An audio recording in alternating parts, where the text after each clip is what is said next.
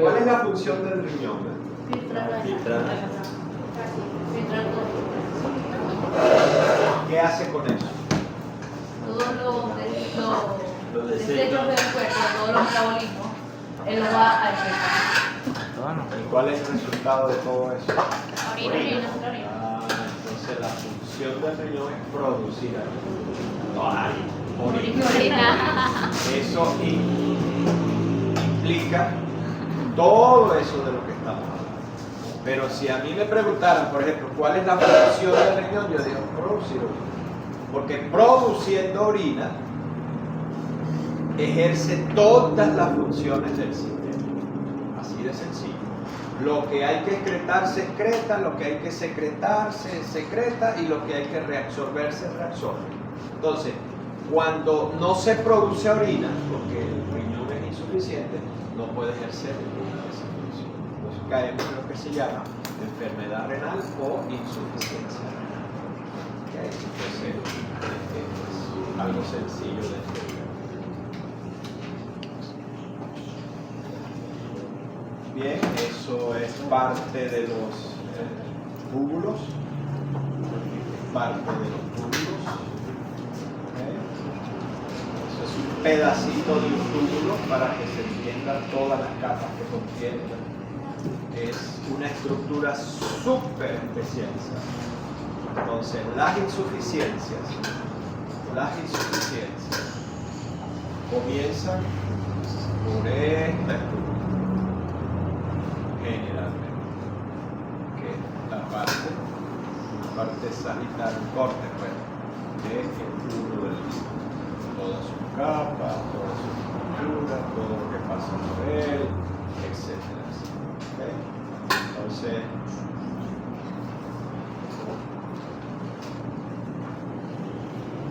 aquí tenemos algo de lo que ya hablamos la otra vez. En algún momento hemos hablado.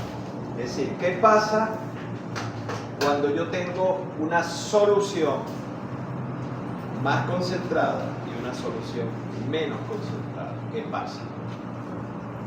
Y yo quiero estabilizar esas dos soluciones. Tengo una muy concentrada y una menos concentrada. Para estabilizar esas dos soluciones, ¿qué ocurre? ¿Qué debe ocurrir?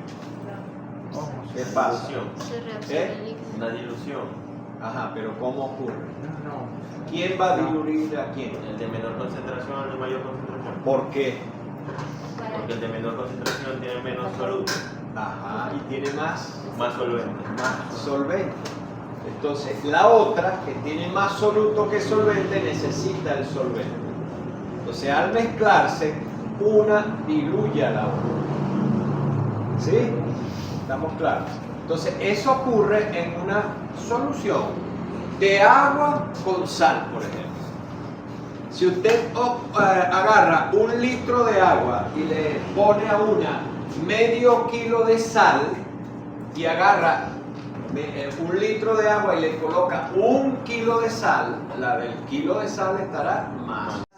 Los riñones, si hace falta, exactamente lo mismo. Exactamente lo mismo. Los riñones, si hay mucho soluto, es decir, tiene mucho soluto y poco solvente, diluye. Si hay mucho solvente y poco soluto, concentra. Entonces, ¿qué pasa cuando un paciente está deshidratado? ¿Qué debería ocurrir? Se concentra la orina. Entonces, ¿cómo sería ese volumen de orina? Menor. Entonces, la regla de oro aquí es que a mayor concentración, menor volumen. Y al contrario, a menor concentración, mayor volumen. Esa es una regla de oro. Entonces, si un perrito está deshidratado, ¿qué hacen los riñones? Producir menos orina. Se absorbe el agua, por lo tanto, la orina que se excreta será más concentrada y a menor volumen. ¿Por qué? Porque me interesa quedarme con el solvente. No puedo perder el solvente, no puedo perder más solvente porque ya el paciente perdió solvente, que es líquido, que es agua. ¿Okay? Esa es la regla de oro de todo el sistema renal. Es la regla de oro. ¿Okay? Entonces, claro, ahí hay moléculas disueltas que también intervienen, ¿no? Hay esos solutos solventes en los riñones, pues es mucho más complejo que esto que tenemos aquí, pero esta es una manera muy fácil de ver esa situación. ¿Estamos claros? ¿Preguntas?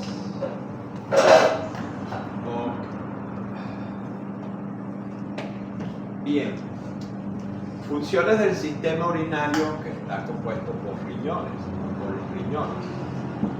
Excreción de productos orgánicos de desecho, regulación sanguínea, regula el volumen sanguíneo, el pH, el balance electrolítico.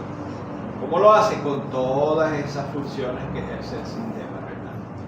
Producción de hormonas como renina, vitamina D activada, 1,25-dihidrocolecalciferol, eritropoyetina, eritropoyetina. ¿Cuál es uno de los principales problemas de una enfermedad renal con insuficiencia renal? Que no se produce eritropoyetina. Al no producirse eritropoyetina, ¿cuál es la consecuencia más evidente? Una anemia no renal. Hoy en día hay una molécula de eritropoyetina que es cara, pero la gente que tenga para pagarla, pues se le pone a su cachorro, a su perrito, a su perrito, y funciona bien. Esa es una manera, afortunadamente. Pero la EPO existe hace muchos años, inyectada.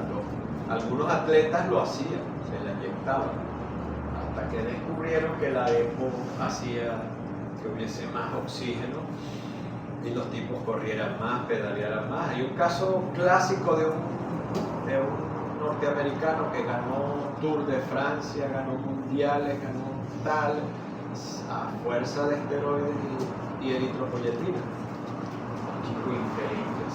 Él mismo contó una historia en Netflix una vez.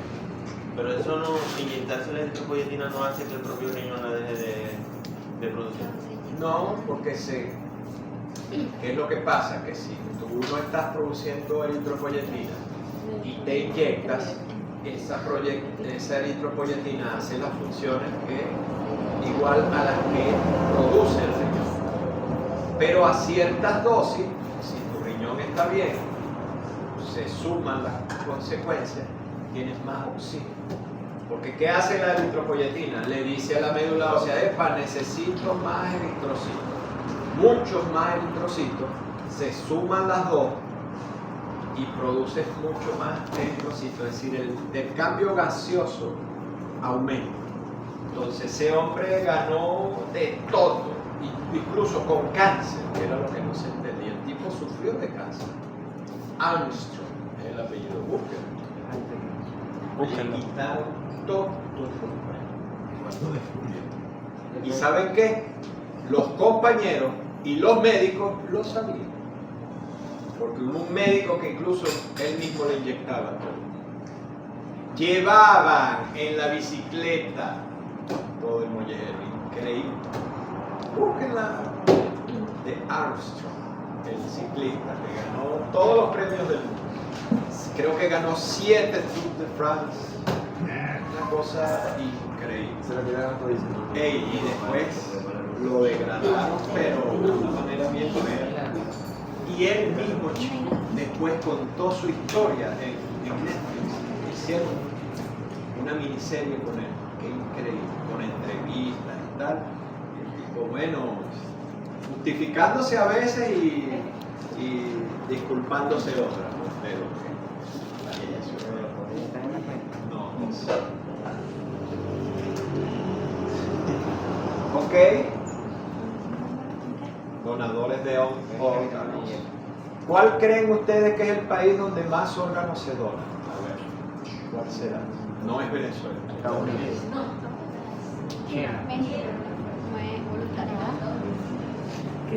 Otro por allá. Hay muchos venezolanos Pero venezolano hay en del todos otro lado lados. del charco.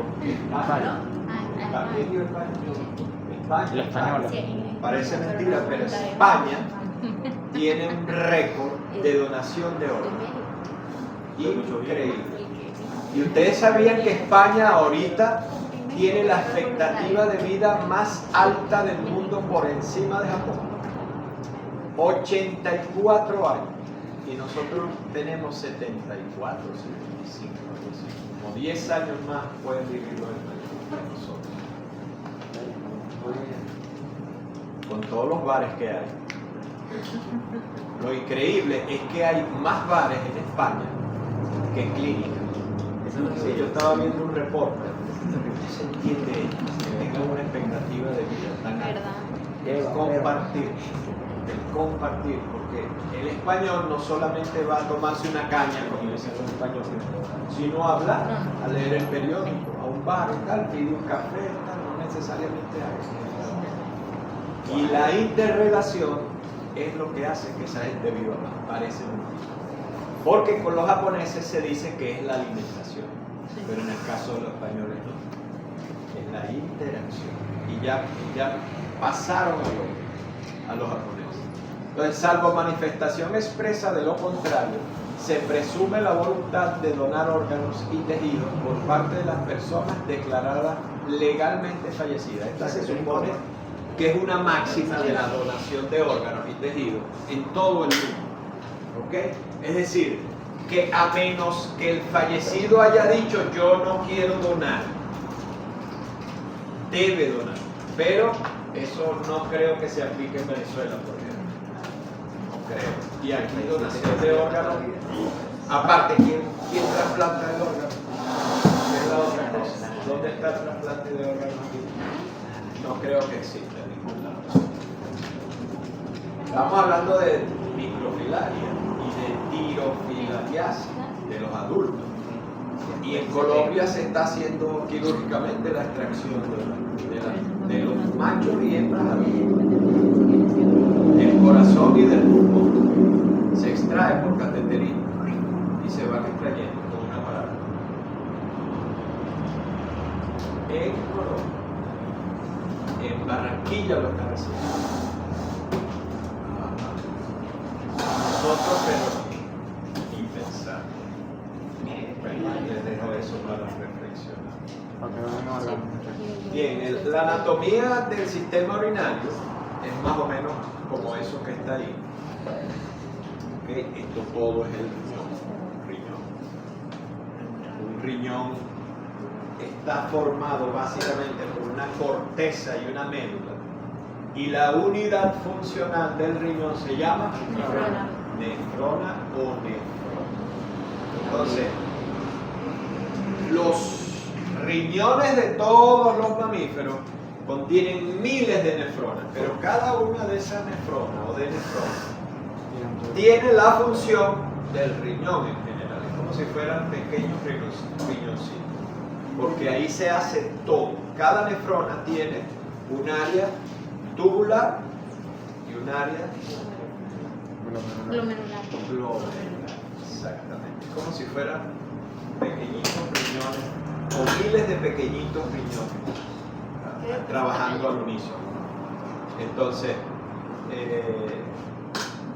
básicamente las unidades básicas, valga la redundancia, de la nefrona es la zona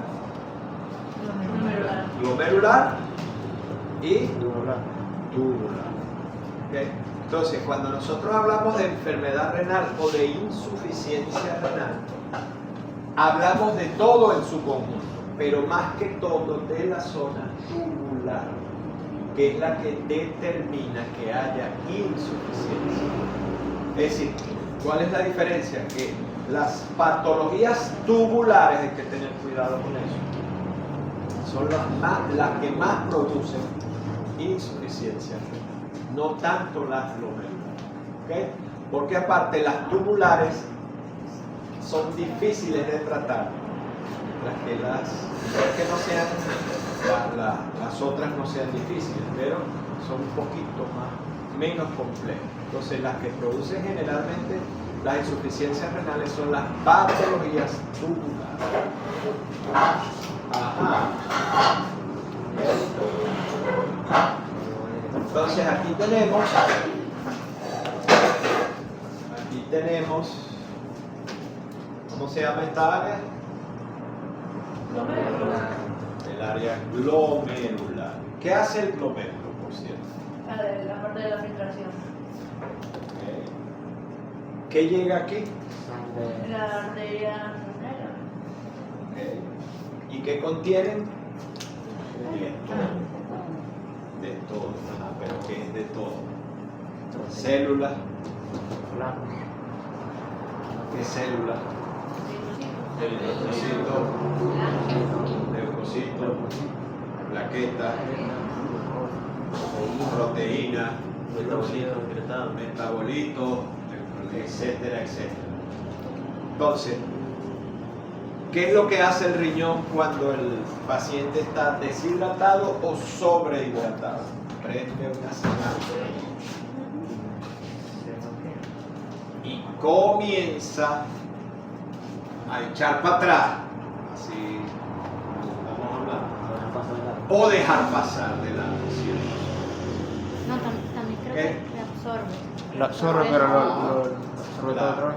Pero hay moléculas que pasan aquí libremente, sea cual sea la situación. Como por ejemplo, ¿qué piensan ustedes? ¿Qué molécula pasa por aquí libremente? Sodio. Sodio. ¿Qué otra? Importantísima. La glucosa, el eritrocito. La glucosa. La glucosa pasa aquí libremente. Y entonces, ¿dónde se es reabsorbida? En el sistema tubular. Entonces, ¿qué creen ustedes que ocurre cuando yo tengo hiperglicemia?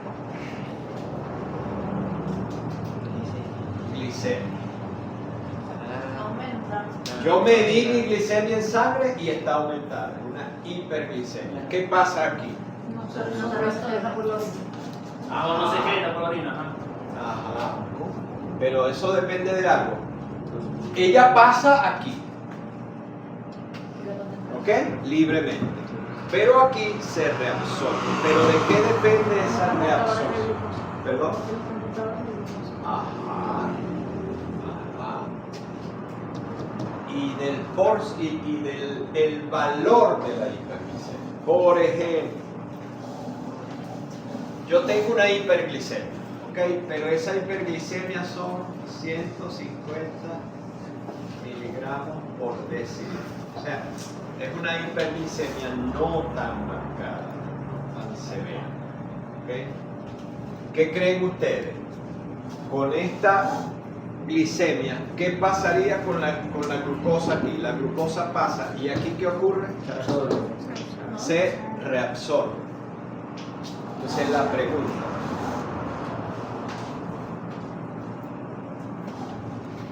¿la orina tendría glucosa o no?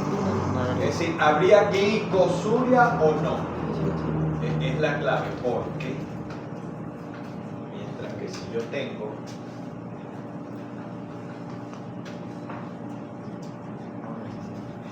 ¿y aquí qué pasaría? ¿Ahí qué pasaría? ¿Por qué? Pero es que lo que les estoy pidiendo es eso. ¿Por qué? ¿Por qué aquí no? ¿Y por qué aquí me dicen que sí? Es decir, en ambas condiciones pasa libremente y en esta concentración toda se reabsorbe. Porque el cuerpo todavía puede mantenerla, puede reutilizarla. Es lo que ocurre ahí. 20 puntos, si Tim Marín, 20 puntos te responderá. Ya con ¿Cómo el profe de más cuerda? Miércoles, como que le voy a tener que poner 20. ¿Qué dijo? ¿Cómo es? ¿Cómo es? Repite duro. O sea, la Ya va, primero lo que me dijiste primero. ¿Hay? ¿Qué es lo que hay? Por aquí. Sí, pero, ajá, ¿qué es lo que existe ahí? Los transportadores de Transportadores de glucosa. Y la segunda parte de tu respuesta fue, aquí. Que con un número tan elevado no dan abasto para un sistema Para activo. reabsorber. Ese es un sistema que necesita ATP, energía, mucha energía.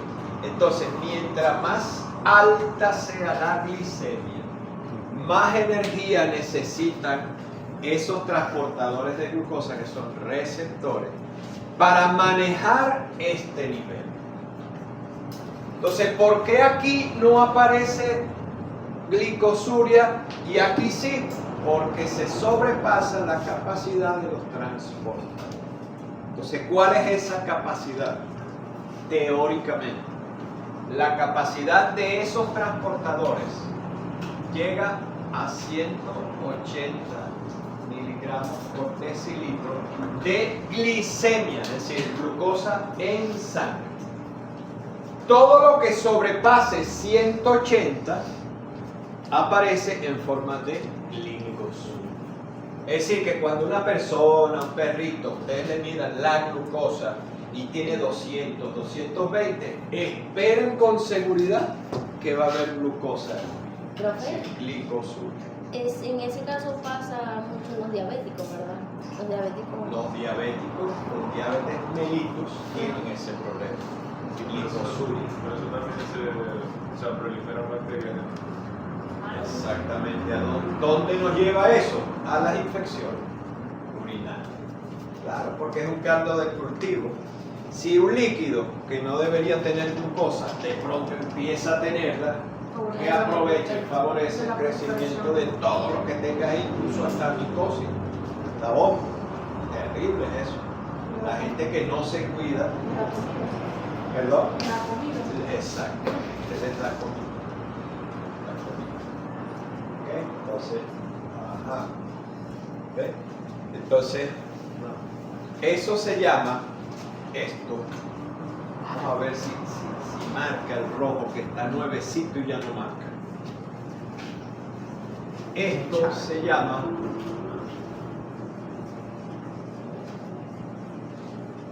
transporte máximo de a duras penas, de nuevo. Eso se llama transporte máximo de glucosa.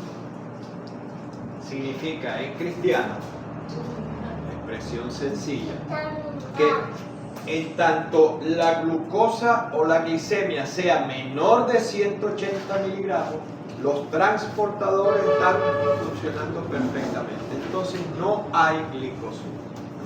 Lo contrario es cuando se sobrepasa esos 180. Sobrepasarse los 180, 200, 220, 250, 300. Es decir, mientras más alta sea la glicemia, más glucosa habrá en origen. Es decir, la glicosuria será más marcada. ¿Okay? ¿Preguntas? ¿Preguntas por ahí? Allá el bachiller allá. ¿No tiene preguntas? No, él no te está parando a nada. No me está parando a nada.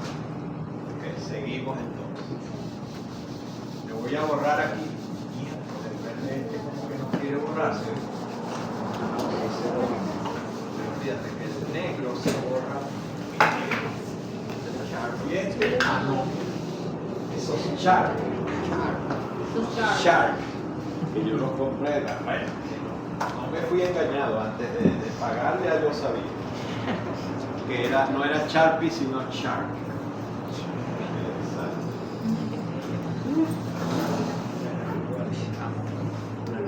Bueno, fíjense, este es un cuadro comparativo sencillo, rápidamente. Nosotros tenemos sangre y tenemos orina, y hay diferencias evidentes entre sangre y orina. Recuérdese que la orina es un ultrafiltrado del plasma cuando la orina pasa. Cuando la sangre, pasa por el pulmón. Entonces, un ultrafiltrado del plasma. Y en sangre que haya albúmina, electrolitos, elementos formes, que no deberían existir en la orina, básicamente. Los elementos formes son las células sanguíneas, eritrocitos, plaquetas y leucocitos. Agua, glucosa, y creatinina. Entonces fíjense que la orina tiene creatinina, tiene urea o BU, y tiene glucosa siempre que sobrepase el transporte máximo, TMT. Si no es así, la orina no contendrá glucosa. ¿Okay? Sodio, potasio, cloro, agua, etcétera, etcétera. ¿Okay? Pero, ¿dónde se manejan todos estos elementos? Primero aquí y luego en los tubos. Para que este líquido excretado llamado orina se diferencia del otro tejido o líquido que se llama sangre. ¿Okay? Todo eso lo hace el riñón.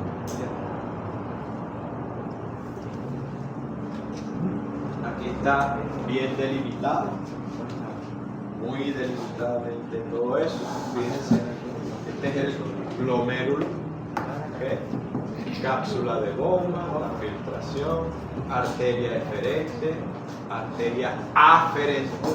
Aferente es que llega y eferente es que sale. ¿No? Entonces fíjense cómo hay túbulo contorneado proximal, secreción de urea. ¿No? Secreción de urea, sí, entra la urea aquí. Y la urea, como es un material, una molécula de desecho, debería la urea mantenerse en los túbulos para aparecer ¿dónde? En la orina. Básicamente algo bastante sencillo. ¿Okay? Pero fíjense cómo hay reabsorción controlada por retroalimentación, iones, agua, otros compuestos, etc. ¿De qué depende esto que tenemos aquí? Que se dé esto que tenemos aquí, la reabsorción. De qué tanto líquido o qué tanto solvente o qué tanto soluto tenga la sangre que entró aquí. Ya aquí, en este túbulo contorneado proximal, comienza a haber diferencia entre la sangre y la orina. O sea, aquí todavía no es orina, pero aquí es un líquido que apenas se está ultrafiltrando, pero todavía no es orina. Aquí todavía el líquido no es orina. ¿Dónde es orina? Cuando sale por aquí. Túbulo colector y sale. Mientras tanto no es orina. ¿Okay? Entonces, en el asa de Helle, ¿okay? Donde hay una densidad elevada, ¿qué tiende a ser el sistema? Si aquí hay una densidad elevada. Sacar los líquidos de los túbulos. Sacar los líquidos. ¿De qué depende de eso? Del estatus hídrico del paciente. Si el paciente está muy deshidratado, ¿qué ocurre aquí? Sale agua. Sale el líquido. ¿Y cómo va a ser la concentración de la orina? Mayor con un Menor volumen. menor volumen. Es directamente, inversamente proporcional, gracias. Inversamente proporcional. Así se le llama cuando algo causa y consecuencia y uno es mayor y otro es menor. Inversamente proporcional. Entonces, aquí, si el paciente está deshidratado, ocurre. Pero esto ocurre normalmente, sin que esté deshidratado. Ojo con eso. ¿Qué es lo que pasa? Que si hay una densidad aquí muy elevada por deshidratación, ¿qué pasa con el líquido aquí? Tiende tiende a salir mucho más líquido, se reabsorbe y nos vamos a quedar con una cantidad de orina muy pequeña. ¿Okay? Entonces eso ocurre en el asa de Henle, que es donde más se reabsorbe el agua. O sea, que si por casualidad hay un problema aquí, poseemos problemas, como decía Pedro el Escamoso. ¿Vieron esa serie original? A mí me gustaba mucho, sí. Así que fueron casi 400 capítulos soldados. Y después hicieron una segunda parte. Y la actriz original apareció. Fíjense, contándole aquí cosas, ¿no? Que yo la vi por Disney, la pasaron en Disney, la segunda parte. La actriz original que apareció en la primera y en la segunda tenía cáncer. Y adivinen qué, realmente la actriz tenía cáncer. Y cuando terminaron de filmar Pedro el Escamoso 2, murió de cáncer. Sí, es una cosa Se metió en la serie. muy curiosa. Me metió mucho en el personaje. Muy curiosa. Sí, no, ella aceptó porque la convenció algo de la producción para que apareciera. Pero ella ya sabía que tenía cáncer. No le dijo nada a nadie. Exacto. Y el mío No no le dijo sirve. nada a No nadie. sirve. Ah, yo no se saca. ¿Ok? Y bueno, en el túbulo contorneado distal se completa la secreción o reabsorción tal, dependiendo de cómo vienen las cosas de aquí hacia acá. ¿Para qué? Para aumentar o disminuir el volumen de orina. Eso es lo que ocurre realmente, grosso modo, en el nefrón o nefrón. ¿Ok? ¿Preguntas? Desde la cápsula de Bowman, el fluido filtrado pasa al túbulo contorneado proximal y hay una filtración primaria. Grosso modo tenemos sodio, agua, aminoácidos, glucosa, que es una filtración primaria. ¿Okay? Pasa, es decir, pasa glucosa, como hemos estado hablando, y luego ella se reabsorbe, ¿no? Si es necesario. ¿Okay? Si hay muchas, tiene que reabsorberse. Desde el túbulo contorneado proximal hasta el conducto colector, el fluido sufre absorción de sustancias y también el vertido de otras, es decir, reabsorción y secreción. ¿Para qué? Para estabilizar las cargas. Que no haya mucho soluto ni haya mucho líquido. Eso ocurre 24 horas al día en un riñón sano. No es que esto va a ocurrir cuando estemos sobrehidratados o deshidratados. Esto ocurre 24 horas al día, 7 días a la semana, 365 días al año, 80, 90, 100 años, lo que sea. ¿Okay? Eso es lo que ocurre diariamente. Los iones de calcio y potasio, por ejemplo, así como el exceso de agua y otras sales, van a parar al conducto colector. ¿Por qué? Porque son sustancias de deseo. Cuando ya llegan al conducto colector, ya es orina. Ya no hay manera de hacer más nada. Cuando llegan al conducto colector, ya esa es orina, ya no se le hace más nada y todo lo que llega a ese nivel es excreta. Sea cual sea El agua volumen. ahí no se reabsorbe, ¿no? En el túbulo colector. Entendido que se reabsorbe. Bueno, un poquito, pero ya por eso digo que si es necesario, pero si no, ya esa es orina y ya pasó por los demás estadios, ¿no? prácticamente Incluso, sale. profe, yo una vez vi un artículo que decía que en la vejiga también hay una poca reabsorción. Bueno, pero eso bajo condiciones súper, ¿cómo se llama? Súper especiales. Pero es lo que en animales O es sea, probable que se no reabsorba. ocurre si todo está bien. Eso es lo que me refiero. Estamos hablando de 24 horas al día con un individuo sano. Con un individuo sano, una vez que llegue al túbulo colector, al tubo colector, ya es orina, ya se excreta. ¿Okay? Y una vez que está en la vejiga, si hay una vejiga sana, si no estás deshidratado, si no tienes insuficiencia, si no tienes una patología o una infección o una inflamación urinaria, ahí no ocurre nada de eso. Entonces, ¿de qué depende esa absorción muy pequeña que pudiera ocurrir en la vejiga urinaria? Sobre todo de inflamaciones y de infecciones o deshidratación. Cuando hay una patología, no hay normalidad. Pero en estos casos, eso es lo que ocurre. No se activa ese sistema.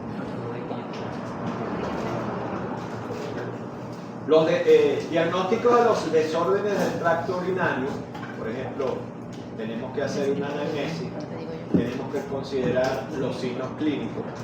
¿Cuáles son los signos clínicos de ese paciente? Exámenes de laboratorio, hay que hacer perfil renal, creatinina, relación proteína-creatinina que se usa hoy en día. De esa relación proteína-creatinina nosotros podemos diagnosticar si hay una enfermedad renal o no, hoy en día modernamente. Porque hace unos años se consideraba la azotemia como indicador. Y la azotemia es el aumento de BUN y creatinina en sangre. Y de esa manera nosotros podemos diagnosticar eventos o patologías renales. Pero hoy en día, por ejemplo, con esa relación proteína-creatinina, sin que necesariamente esté elevada el BUN y la creatinina, con la elevación de esta relación, podemos hacer el diagnóstico de ciertos eventos y patologías renales. ¿Okay? Es decir, que no es solamente la azotemia lo que nos permite evaluar y saber si hay una condición o una patología, sino que esa relación proteína-creatinina. Un ureanálisis nos da una información súper especial, aunque parezca mentira. Una prueba tan sencilla como un uroanálisis nos da una información básica para saber si hay una patología. Así que nunca dejen de hacer un uroanálisis, que es súper sencillo en sus clínicas, si van a trabajar en clínica o van a instalar su propia clínica, etc. Hematología completa. Hematología completa. ¿Por qué en patologías que tengan que ver con el sistema renal deberíamos hacer una hematología completa? El sistema renal afectado de la sangre. El EPO. ¿Perdón? Por el EPO, ¿no? Hacer las comparaciones. Porque nosotros tenemos que saber como clínicos que si hay una patología renal que afecte, por ejemplo, la EPO, ¿okay? ¿Qué vamos a conseguir en la hematología? Disminución del hematocrito. Igual, anemia no renal. ¿Okay? Por ejemplo, si es una patología renal como la que estamos hablando y hay un proceso inflamatorio, ¿okay? Probablemente no haya problemas con la EPO, probablemente no haya problemas de anemia, pero ¿cuál es el otro sistema que se va a afectar? Que tenemos un proceso inflamatorio en origen. ¿Cuál es el otro sistema?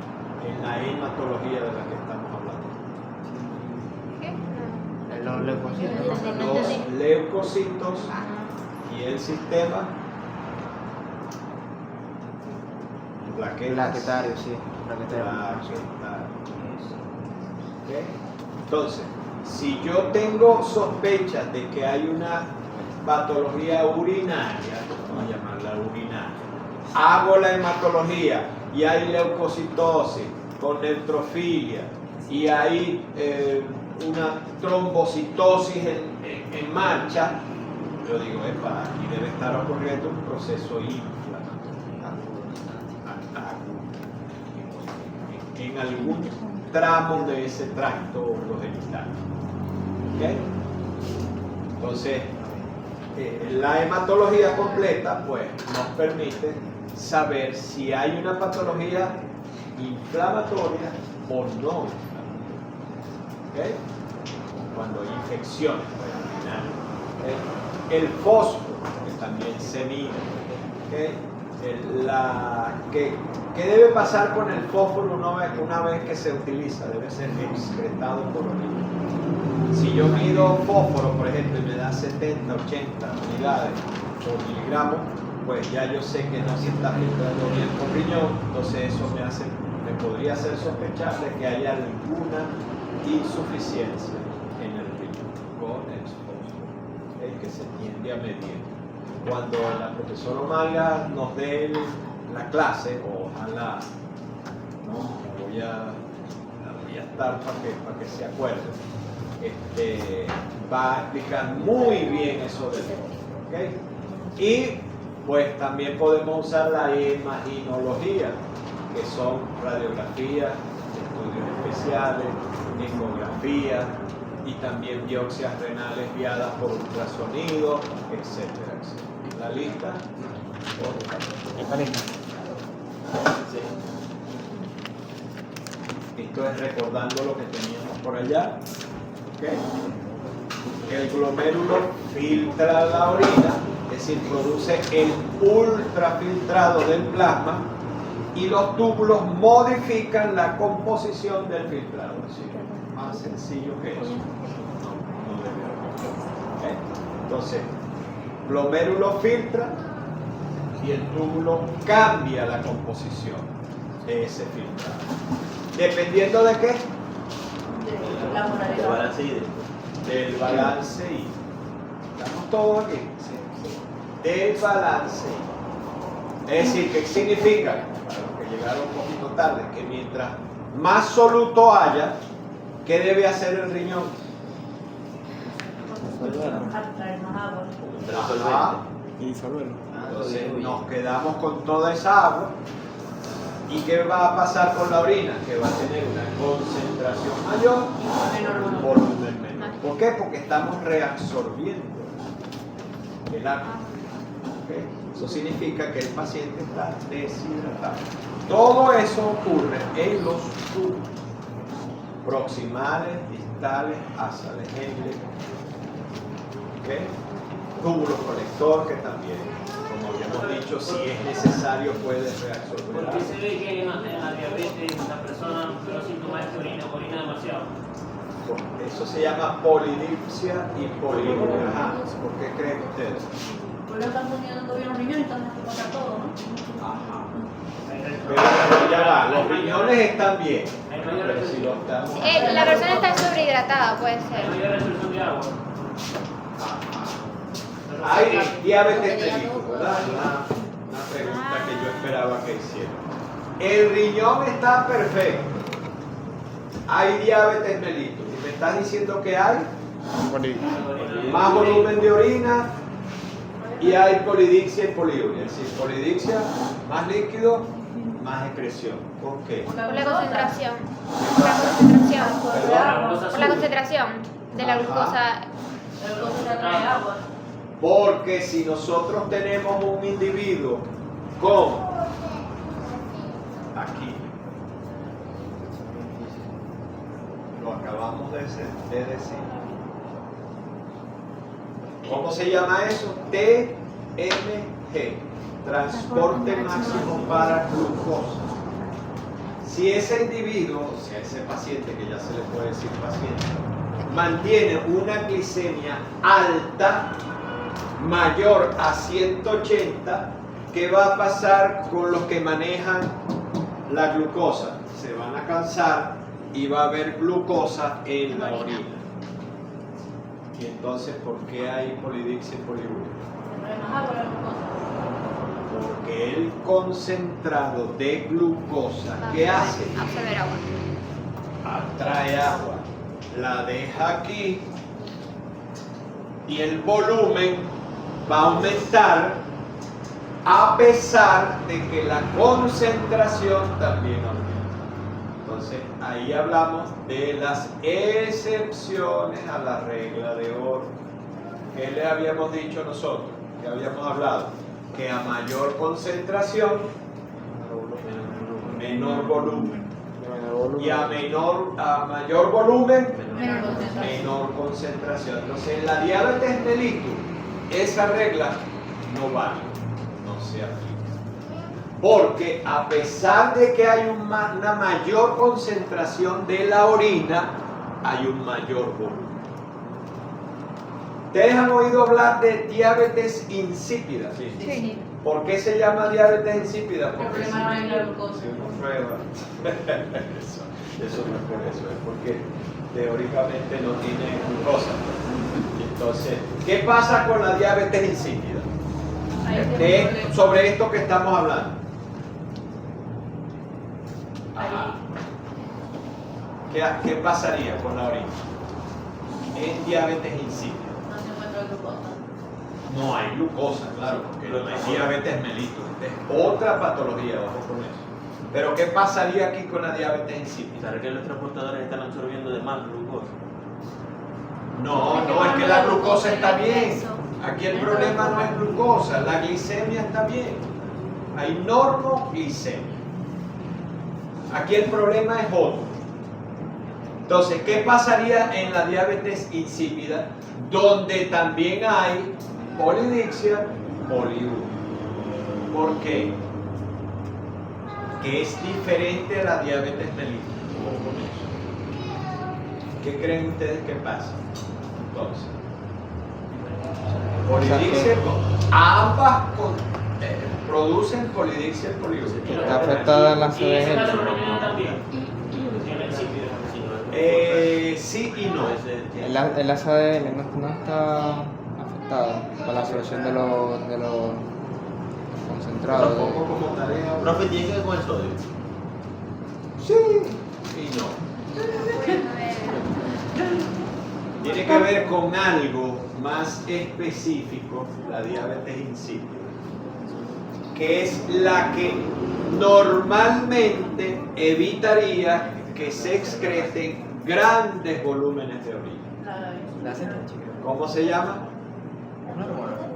La ACTH. No, Glucagón. no, Insulina. otra. Glucagón. Vasopresina. ¿Qué se llama? Esa es la hormona antidiurética. Antidiurético. ADH. Esa. ADH. Hormona antidiurética. ¿Por qué se llama hormona antidiurética? ¿Qué es lo que hace la hormona antidiurética? Evitar que una orina en la ¿Eh? prevención. Inhibe la diuresis. ¿La qué? Ah, claro.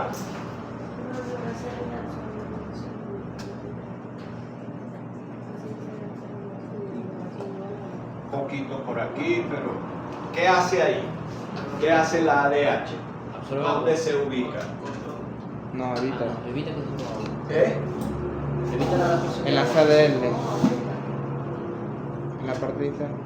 Ya va, vamos a tratar esto con Ya va. algo Una lógico. Primero los vasos sanguíneos. La ADH impide que se produzcan grandes volúmenes de orina. ¿Y qué dijiste ahorita? Que no permite que se absorba el agua, o sea, la que sale. Que no vuelva a entrar a los pero túbulos. explícame eso, ¿cómo es el asunto? O sea, que no vuelva a Vamos ver entrar. si el- Que no vuelva a entrar a los túbulos, porque si entra al túbulo colector, va a la orina. Ajá, pero ¿cómo se llama ese proceso que habíamos hablado aquí para que no vaya a los túbulos, no se quede en los túbulos? No se resuelve. Reabsorción. Entonces, ¿qué hace la ADH? Evita la reabsorción. La ADH llega por aquí y tiene un qué. Tiene un qué ahí, la ADH. Un receptor. ¿Y ese receptor qué hace? Bloquea la reabsorción. No, no bloquea. No, la reabsorbe. La reabsorbe. Ah, ¿Qué te interesa? ¿Reabsorber o dejar que eso salga por orina? Estamos diciendo que tiene que reabsorber. Ya está la reabsorción. Entonces, ¿qué hace la ADH? Abre los canales para que, es como que le abres huecos a una manguera. Imagínate una manguera enchufada allá,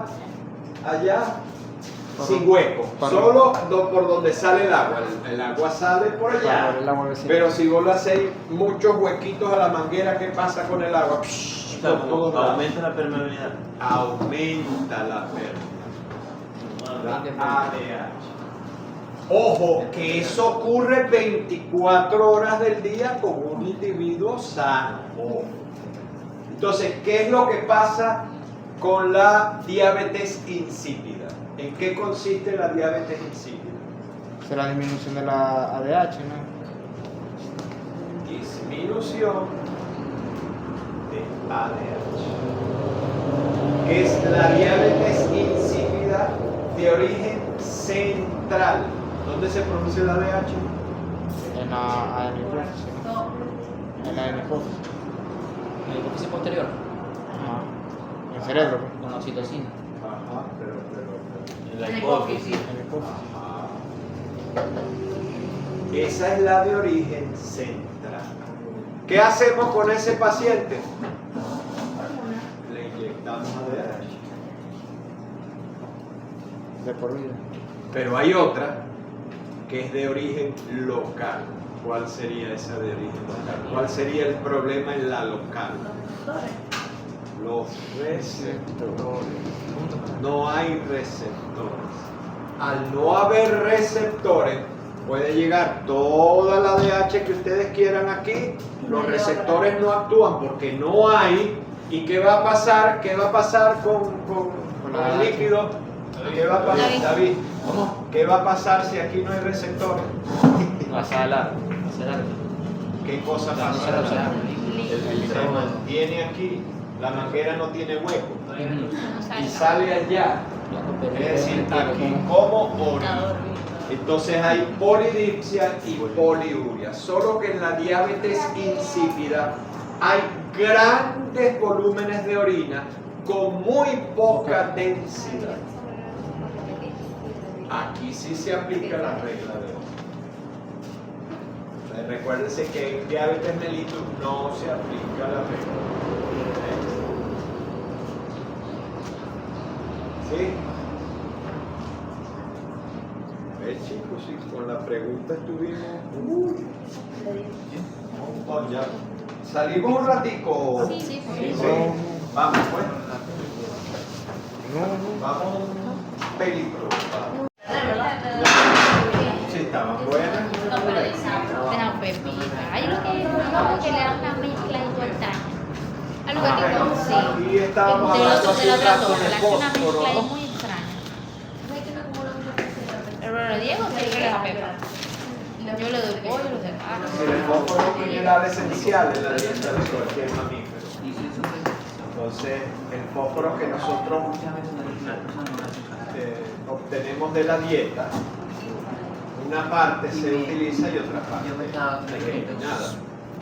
Entonces, ¿quién se encarga, qué órgano se encarga de eliminar ese exceso de fósforo? El riñón. Entonces, en caso de que haya hiperfosfatemia, es decir, altas concentraciones de fósforo en sangre, ya sabemos que la excreción de fósforo está disminuida. Entonces, eso podría deberse a una enfermedad renal o a una insuficiencia. Recuerden que enfermedad renal pudiera ser sinónimo de insuficiencia, pero pudiera que no. Es decir, nosotros podemos hablar de enfermedad renal sin que exista una insuficiencia. ¿Okay? Porque ambas son causa y consecuencia.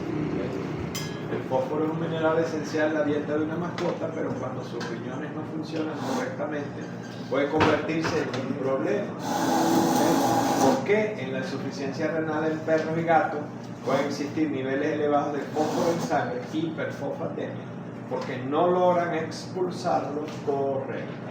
Entonces, el riñón insuficiente no puede eliminar ese exceso de fósforo y empieza a elevarse. Y es un indicador de enfermedad renal. 70, 80, 100, 120, todo eso indica enfermedad renal del fósforo. La enfermedad renal crónica es la patología renal más frecuente en el perro, presentándose con mayor prevalencia en animales gerónicos. Tania. Yo tengo una de 18 años, cumplió 18, camino, y ella tiene insuficiencia renal y tiene insuficiencia cardíaca. La viejita está ahí, bueno, luchando por mantenerse viva, ya tiene 18.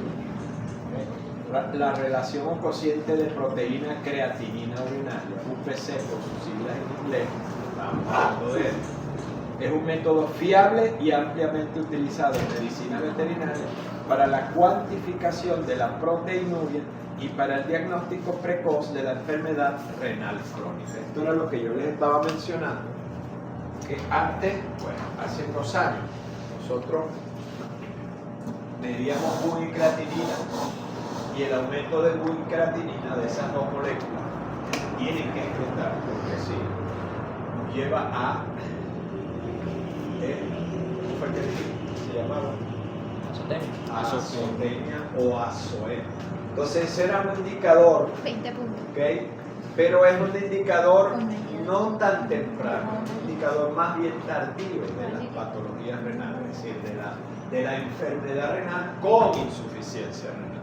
Mientras que el cociente proteína, el UPC, que nos indica qué tanta proteína se está excretando, es un indicador bastante temprano de que hay una enfermedad renal, sin que necesariamente todavía hayamos detectado la azotenia. ¿Okay? La azotenia más tardía, un indicador más tardío, y el UPC es un indicador muy temprano, igual que el fósforo.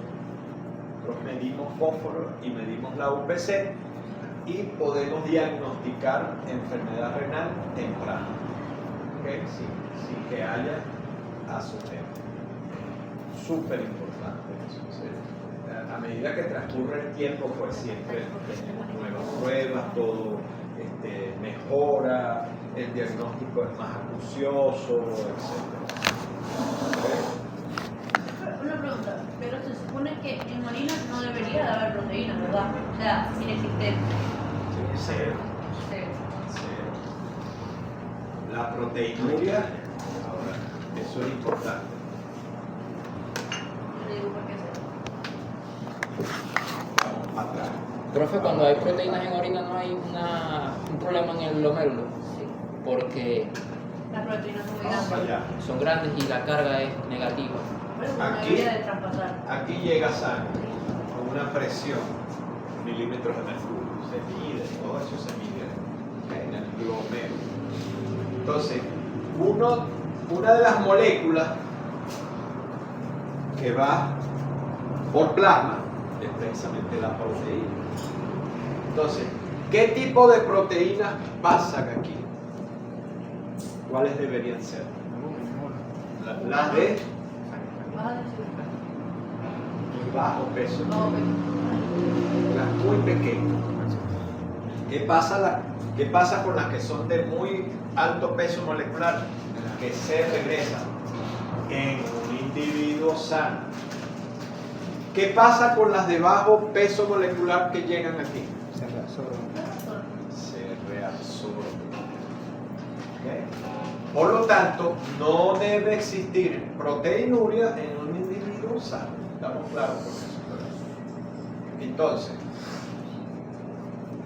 ¿cuándo hay proteinuria? ¿Cuándo puede haber proteinuria? Vamos a ver cuando los los casos. capilares están dañados. Ajá. Problemas en la barrera glomerular. Por eso. Glomerulonefritis. ¿Por qué? Porque hay proteinuria con glomerulonefritis. Se pierde la capacidad de filtración. Porque el glomérulo, al estar inflamado, una glomerulonefritis es una patología inflamatoria. ¿De qué pasa ahí? Que incluso las de un peso molecular más alto, más grandecito, también pasan.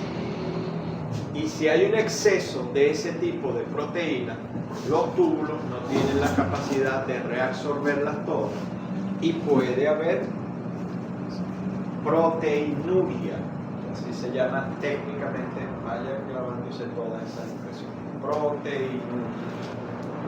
¿Okay? ¿Y qué pasaría, por ejemplo, si nosotros tenemos una hiperproteinemia?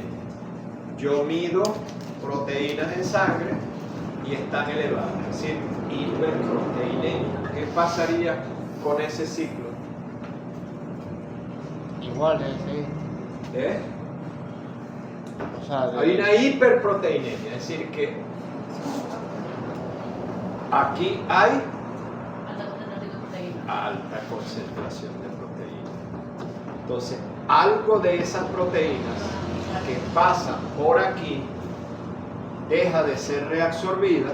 Entonces, cuando hay hiperproteinemia, yo puedo tener proteína.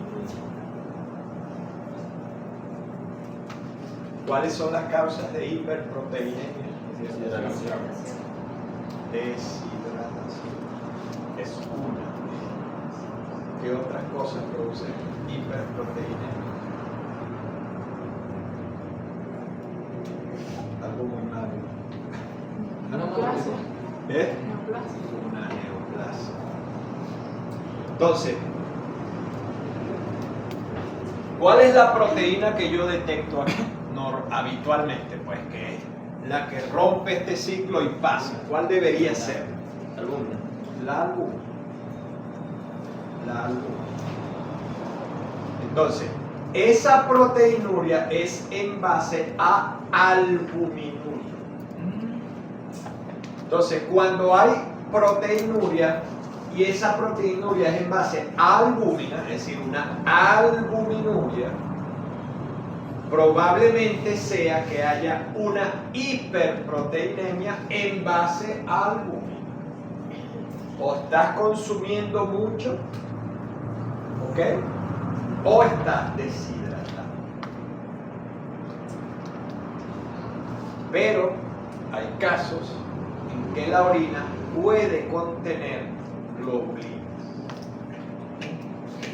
Globulinas. ¿De qué tamaño son las globulinas? Gigantes. Una globulina es una molécula muy grande que no debería pasar por aquí siquiera.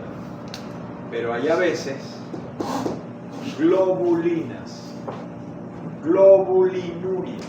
Entonces esa proteinuria sería en base a globulina, es decir, globulinuria. ¿Qué estaría pasando ahí? ¿Qué creen ustedes? Degeneración del glomero. Degeneración del glomero. No tanto eso. No tanto eso. Es que las globulinas son tan grandes. Son moléculas muy grandes. Entonces, ya hay daño en el glómerulo, o sea, en la membrana, en el filtrado, Los capilares. en la cápsula de Bowman. más bien otra cosa. No tiene que ver con el proceso de filtrado directamente. No. Por eso les digo, no necesariamente con el proceso de filtrado glomerular. Un trauma.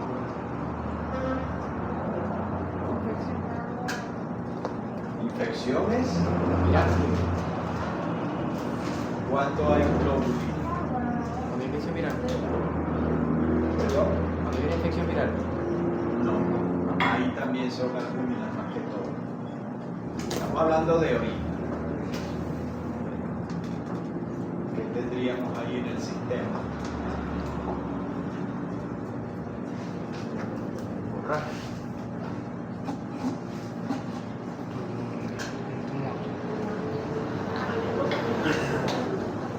Un tumor. Ojo cuando haya globulinuria. Eso significa que en alguna parte del sistema renal hay un tumor o que pudiera haber globulina. ¿Okay? Entonces, la pregunta que sigue es, ¿qué pasaría con el último tramo o uno de los últimos tramos del sistema renal, que es la vejiga? ¿Qué pasaría? ¿Cómo se llaman las inflamaciones de la vejiga? Cistitis. ¿Qué pasa con una cistitis? ¿Qué produce? Es una inflamación. Y va a producir por abajo la orina Va a producir el término que estamos manejando ahorita. Proteinuria. Proteinuria. Pero esa proteína es albúmina y es local en la vejiga. ¿Estamos claros? Si yo mido proteínas en orina, ya sabemos si está elevada es porque pudiera haber deshidratación. Pero ¿y qué pasaría si yo mido proteinuria en plasma y está disminuida o normal? Y hay proteína. La de sangre está disminuida o normal, pero hay proteinuria. ¿De dónde viene esa proteinuria? Del riñón, ya. El filtrado. El riñón, de los tubos. No, porque no debería, porque más bien está disminuida o normal del proceso inflamatorio o cistitis. Entonces, cuando yo hago proteínas en sangre y tengo proteinuria, tengo que sospechar que hay un proceso inflamatorio ubicado en alguna de las porciones del sistema urogenital. Pero ¿cómo se da por, o sea, por absorción? ¿Eso no es la única proteína? Todos los procesos inflamatorios producen escape de proteínas a través de las barreras, a través del endotelio, a través de todo eso. Entonces, un proceso inflamatorio. ¿Qué otro sistema se activa cuando hay una cistitis? Ahí, local. ¿Cuál es el otro sistema? Es un proceso inflamatorio. ¿Eh? El sistema Vascular. Urinario. Sistema inmune. sí, inmune. Pero ¿y el otro? El sistema urinario. Plaquetario. La hemostasia. ¿Y qué son los factores que intervienen en la hemostasia? Proteínas, sustancias proteicas. ¿Okay? Entonces, ¿qué pasa? Ya sabemos, si hay hiperproteinemia, sabemos que la proteinuria es debida a esa hiperproteinemia. Pero si no hay hiperproteinemia, sino que todo lo contrario, hay hipoproteinemia o normoproteinemia, y tengo proteinuria, ¿de dónde viene? Del proceso inflamatorio localizado. ¿Okay? Pero si yo solo tengo hipoproteinemia y tengo proteinuria, ¿qué está pasando en ese caso? Que se está afectando la proteína. ¿Qué se está? Afectando la proteína. ¿Y por qué? Porque aquí sí hay alguna patología. Si yo tengo proteinuria con solo hipoproteinemia, está el riñón dejando pasar las proteínas. Es decir, que o hay una enfermedad glomerular, o hay una enfermedad tubular, o ambas. Si hay ambas, ¿cuál es el siguiente concepto? Enfermedad renal o insuficiencia. Porque, lo dijimos ahorita, si solo es el glomérulo, ¿cómo se llamaría la patología? Glomerulonefritis. Entonces hay proteinuria. ¿Cómo se llama cuando son los túbulos, la zona tubular la que está afectada? Sin que necesariamente esa esté afectada. Tubulonefritis. La nefritis. Porque cuando tenemos glomerulonefritis, el siguiente estadio es una enfermedad renal con insuficiencia. Pero deja eso claro, que realmente si no es enfermedad renal, cuando se da insuficiencia es cuando ya no se está dando ese proceso de filtrado. Pero hay enfermedades que sí tienen ese proceso de filtrado. Más modernamente se utiliza, yo les dije, más modernamente se utiliza la expresión enfermedad renal en vez de insuficiencia renal. Pero no toda enfermedad renal tiene insuficiencia renal. Ojo con eso. ¿Ok? Solo que ahora se utiliza enfermedad renal. Por ejemplo, en España, los españoles no hablan de insuficiencia, sino de enfermedad renal. ERC o ERA, enfermedad renal aguda o enfermedad renal crónica, no de insuficiencia. Pero, repito, no toda enfermedad renal es una insuficiencia renal. No, para no confundirlo. En Europa se utiliza enfermedad renal.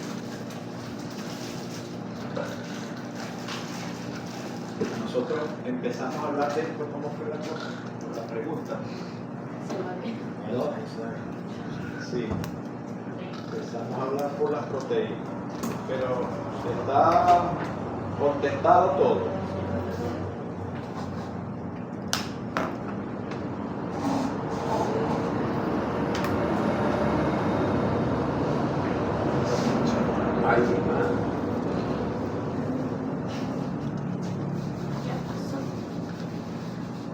Por cierto, busquen como para vacaciones qué tumores se consiguen y por qué hay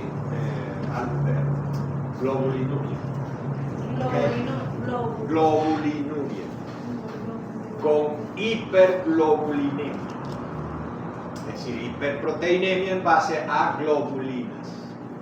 ¿Ok? ¿Y por qué ese tumor? Búsquenlo. Ese tumor. Hay varios, pero bueno, uno más bien específico.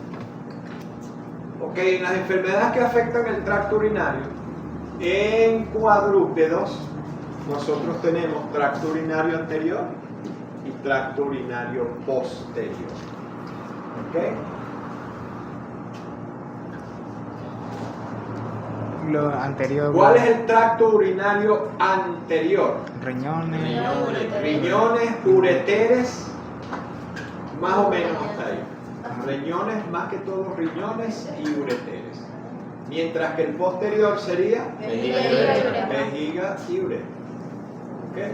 Entonces hay patologías que afectan el anterior y hay patologías que afectan al posterior. Generalmente las patologías de anterior son las que producen enfermedad renal aguda o enfermedad renal crónica, generalmente.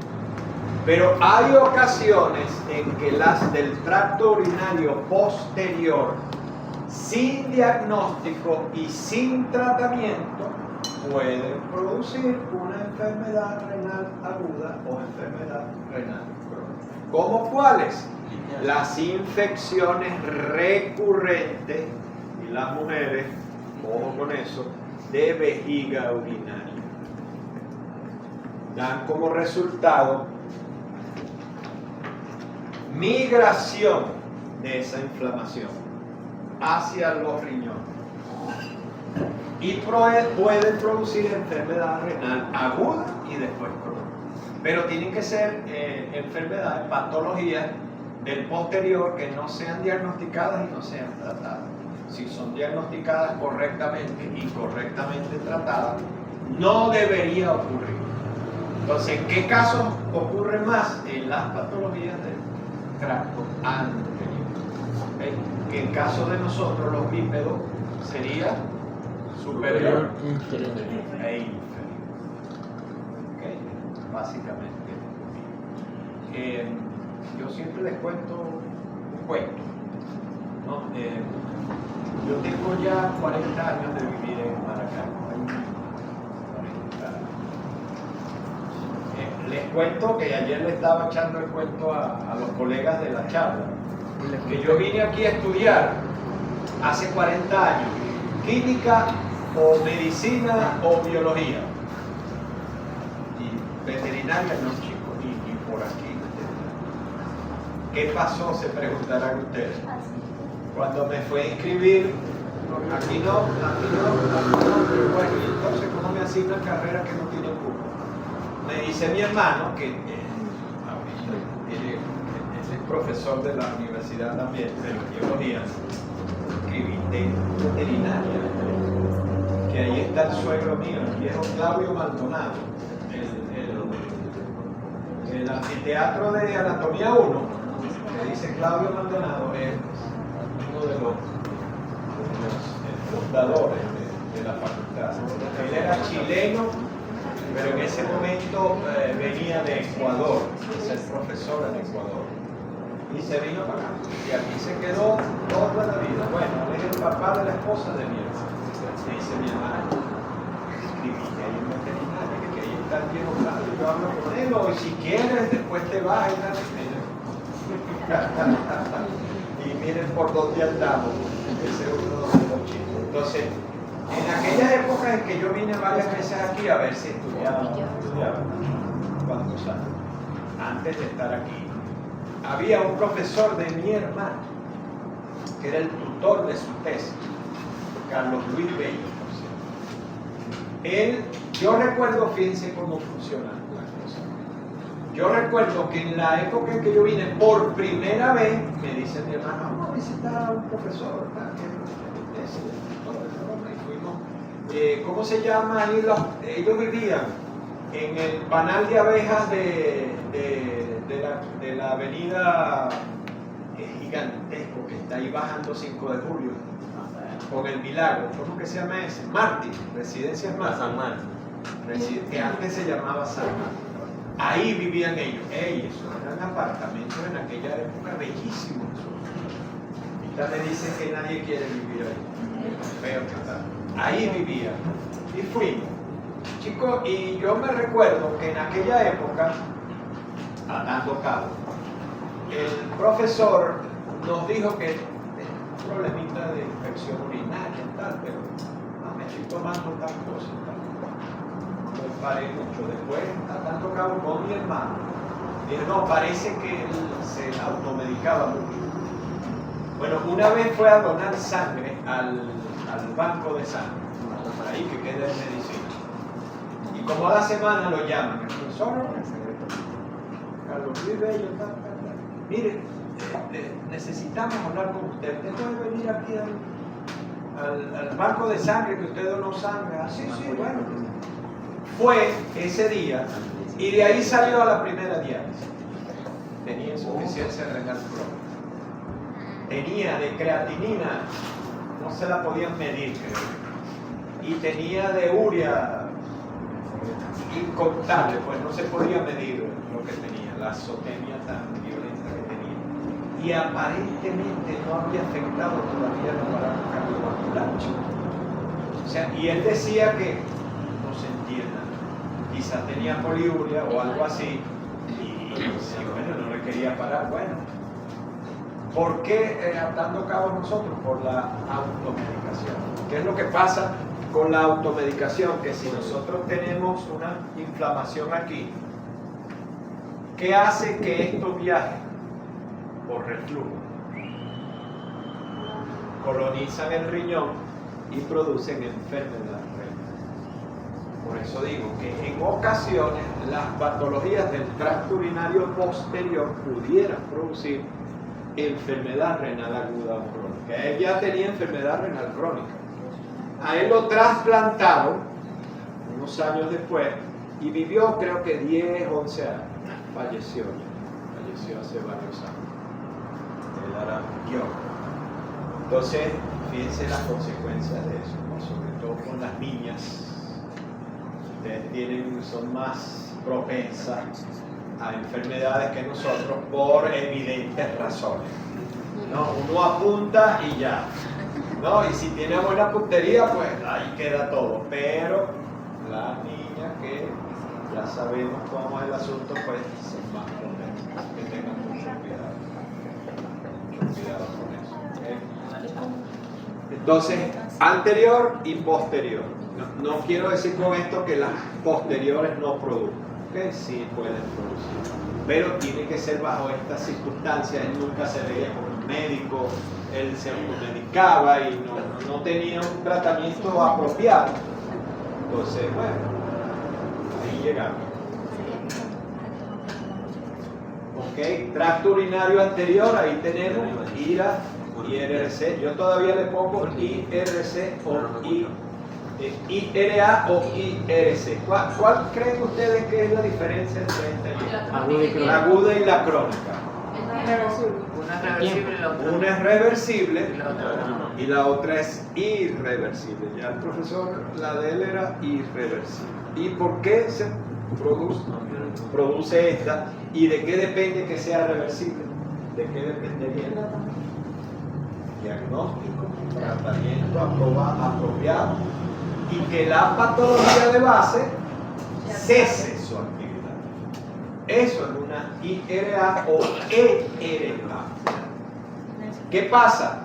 Que la ERC o IRC proviene de estas mal diagnosticadas o mal tratadas o directamente, sobre todo por causas genéticas, porque las crónicas son de larga data, pero en ocasiones hay gente que tiene insuficiencia renal crónica y data corta, entonces significa que eso es ya genético. ¿Okay? Entonces, hay que tener eso claro. Hace poco, creo que el año pasado fue, o al principio, no, el año pasado, un colega que era muy amigo de mi esposa, que era el esposo de Ana Urdaneta, que por cierto está muy mal, muy enfermo. Giovanni, su esposo, murió hace tiempo. Su problema es genético, es familiar. Los hermanos, ya por cierto murió uno, y la otra está mal, y él murió también. Creo que eran 3 o 4 hermanos, y todos tienen lo mismo. ¿Qué genera insuficiencia renal crónica? Son unos pequeños tumores benignos, no son ni siquiera malignos, que empiezan a salir en ambos riñones. ¿Qué hace eso? ¿Qué hacen esos tumorcitos? Son benignos. Van destruyendo el riñón y te generan. Ya mecánicamente van destruyendo. Mecánicamente. Eso ya es genético. Es decir, ahí no hubo una patología previa del tracto urinario anterior que produjera una aguda. Ya ahí él de una vez tuvo la enfermedad renal crónica.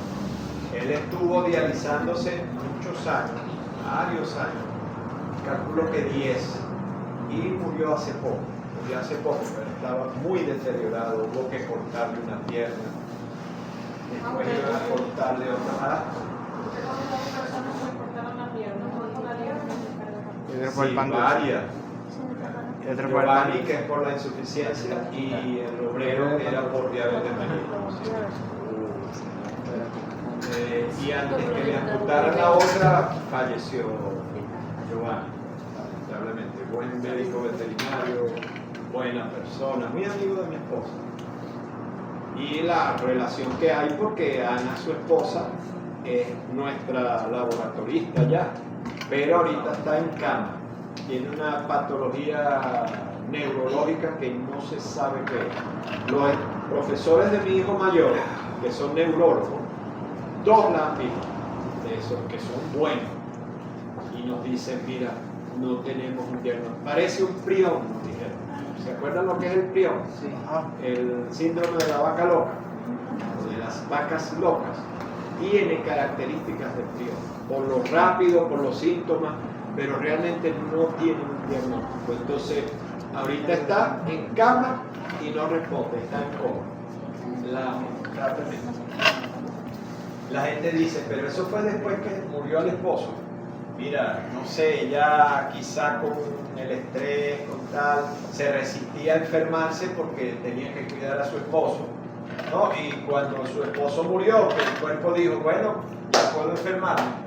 O sea, algo así debiera ser, ¿no? Entonces es lamentable.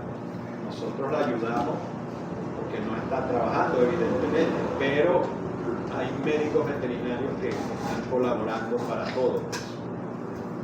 Sus medicamentos, hasta pañales, las escaras, terribles. ¿Okay? Entonces, del tracto urinario anterior tenemos tenemos la amiloidosis, ¿okay? Tenemos la glomerulonefritis, ambas zonas, y que puede llevarnos a esta, y de esta a esta. Y la hidronefrosis. La hidronefrosis también puede llevarnos a insuficiencia renal aguda. Si yo soluciono, si yo soy el clínico, hago el diagnóstico y soluciono la hidronefrosis, no se va a producir una enfermedad renal aguda. Ahora, si yo no resuelvo la hidronefrosis, ¿qué pasa? ¿Qué es una hidronefrosis? Acumulación de líquido. ¿Y las hidronefrosis son producidas por qué condiciones? Obstrucción. Obstrucción. Hiperplasia prostática. Y una obstrucción urinaria. Litiasis. Si usted soluciona esa patología de base, usted impide que haya una insuficiencia renal. Si no se soluciona, va a haber una insuficiencia renal aguda que puede avanzar a una insuficiencia, con todas las características que tiene la renal crónica. Y del posterior, urolitiasis, que a su vez produce hidronefrosis, IRA y RC. Es decir, que al final vemos que todo está conectado.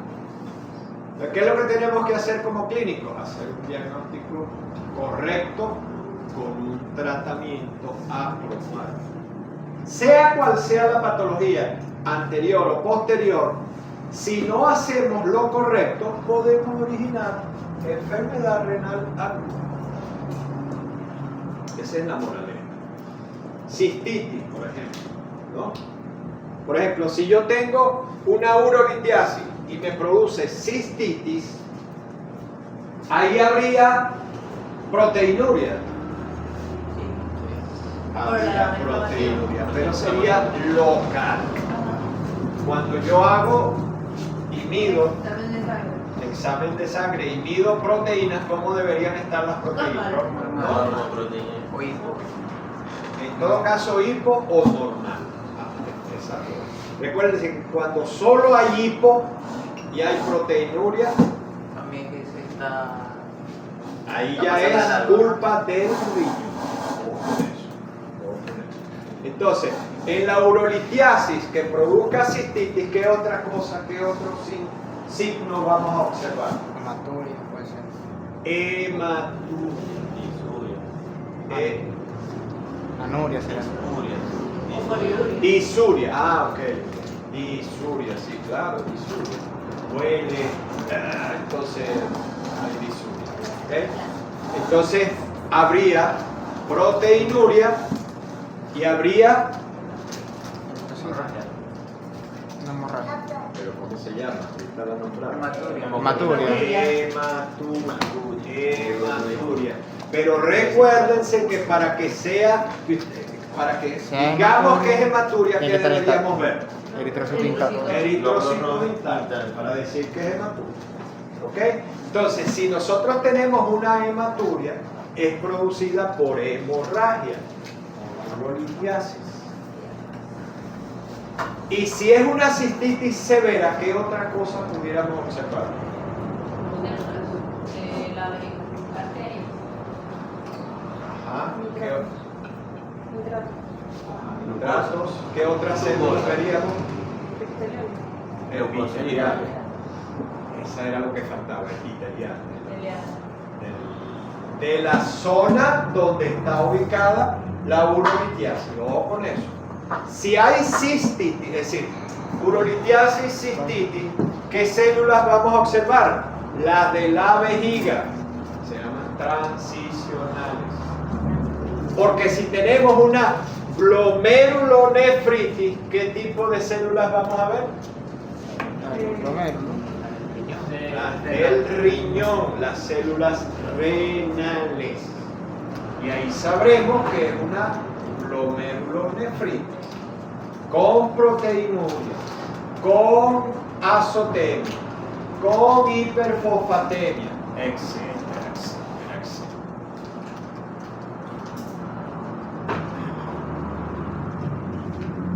Ahora, ¿y si hay una uretritis?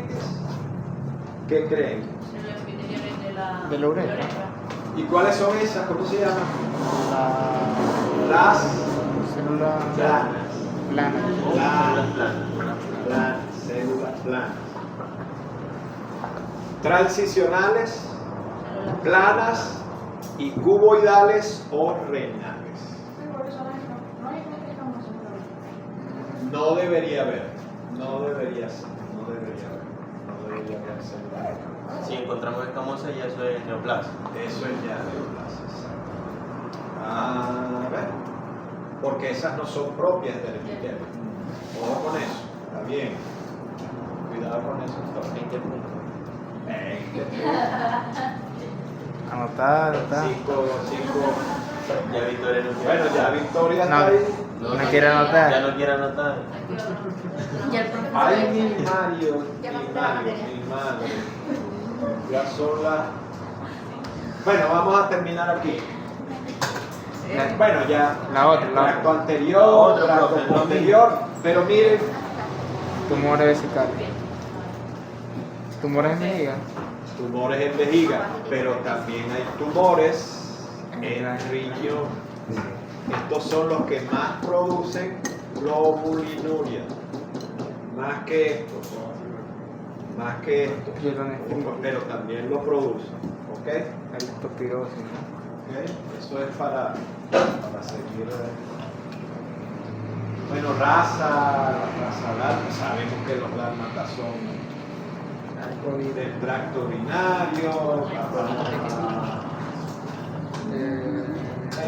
Bueno, vamos a dejarlo hasta aquí y hablamos después por allá dentro de mes y medio, imagínense ustedes. Ya se les olvida todo. Ya de todo lo que hablamos aquí, ojalá se recuerde. Es un glomérulo. Por cierto, que el miércoles, fíjense, yo voy a hacer, no lo he dicho, ¿no? Pero voy a hacer una observación. Yo les estoy dando clase a un grupo de muchachos, muchachas más que todo. Siempre vienen 3 muchachas, o 4 muchachas, o 3 muchachas y un muchacho de bioanálisis. Y ellos están viendo esa materia en segundo y tercer semestre. Y yo me maravillo de saber que no manejan casi nada de hematología, una cosa muy sencilla.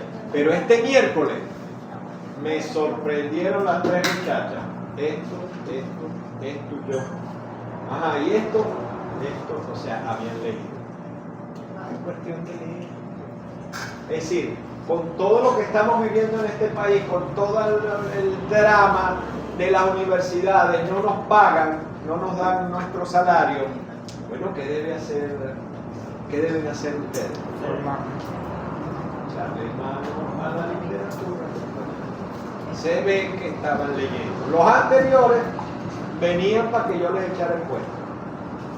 Sin embargo, me dicen, no, profe, bueno, que esa es la idea, porque le damos la teoría y luego se les da la práctica, cómo hacer todo. Que hay grupos que van a otros laboratorios y no lo dejan tocar, pero ni una pipeta, ni nada.